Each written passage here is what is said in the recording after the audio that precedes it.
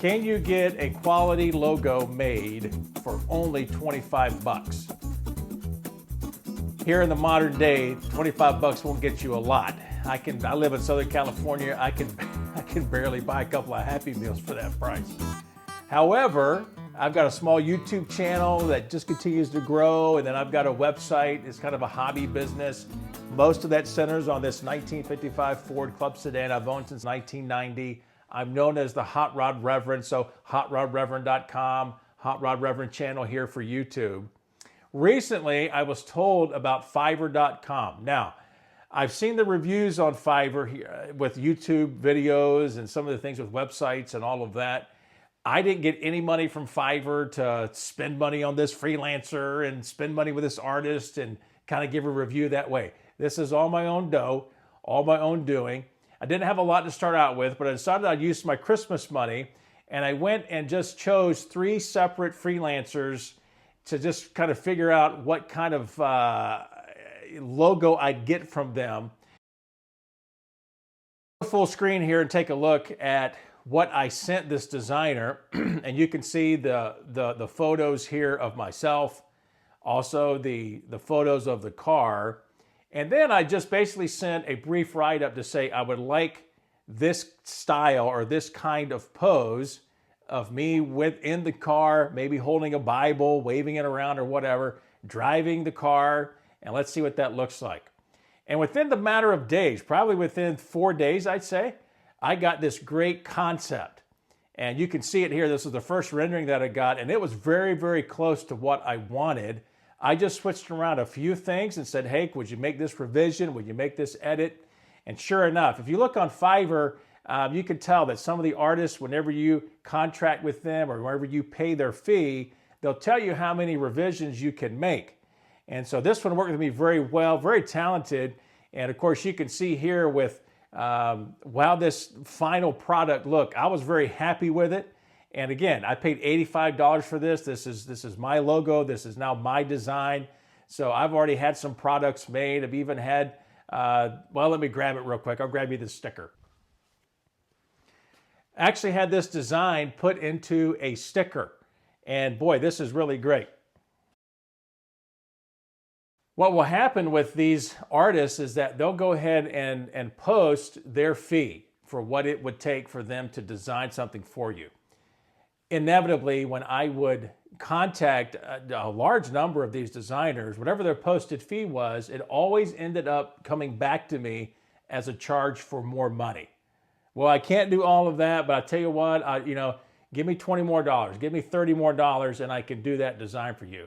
When I was really kind of just choosing logos they had already made, things that they had already designed, and wanted to insert a lot of my own elements into that basic design to make it my own.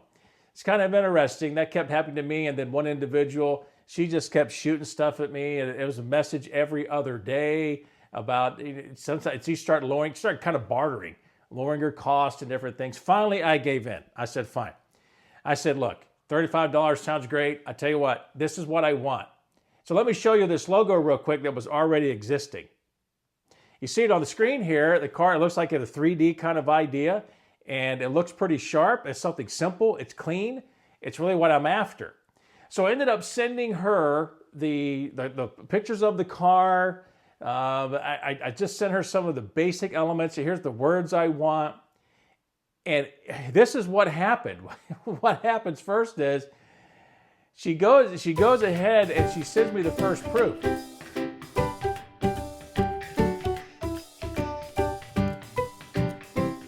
One of the things you got to remember on Fiverr is you're probably not going to be very sure where these people live and what their context is. For me, I need exactly this car, a 1955 Ford Fairlane. Whenever you're trying to work with logos or some of the artwork, something like that, a lot of people, what they'll do, take the quick route, they'll go grab something digitally off the shelf, meaning like a stock clip art or whatever. A lot of stock clip art is 1955, 6, and 1957 Chevrolets. This is a Ford. The first thing I get back is a Chevrolet.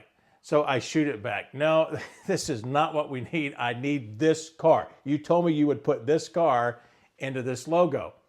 We go back and forth several different times. There's one time I was actually sent this. Now, if you take a look at this, this looks horrible. I don't know what this artist was thinking.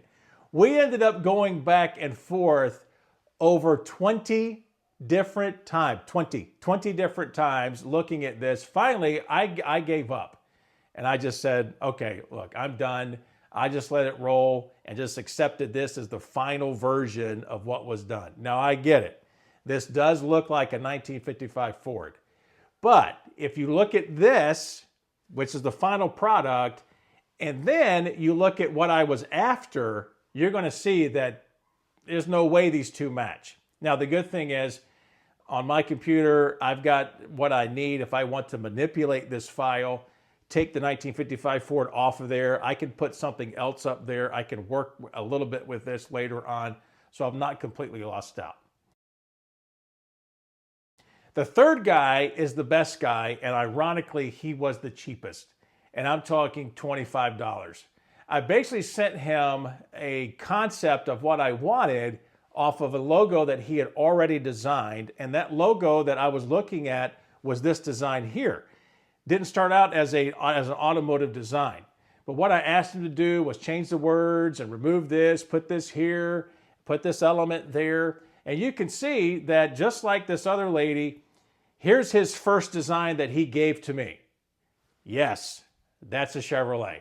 So here we go back and forth again. I'm thinking, man, this ain't going to work out well. Now, the good thing here, what I ended up doing was also sending him clip art like I did the lady and just kind of showing him what I wanted. And sure enough, within 2 or 3 revisions, this guy came back with the final product that looks like this. This is exactly what I was after. This is sharp. I like this. It's clean. It says exactly what I want it to say in its appearance, its wording, the way the thing looks. I've already had a lot of stuff designed, and I've already got a lot of these items in my store online on hotrodreverend.com. I'm pretty excited about it. This actually ended up being the cheapest amount of money of the 3 that I spent to make a simple line art logo like what I wanted.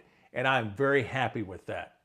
Now, let me give you some advice on this if you're new to this idea.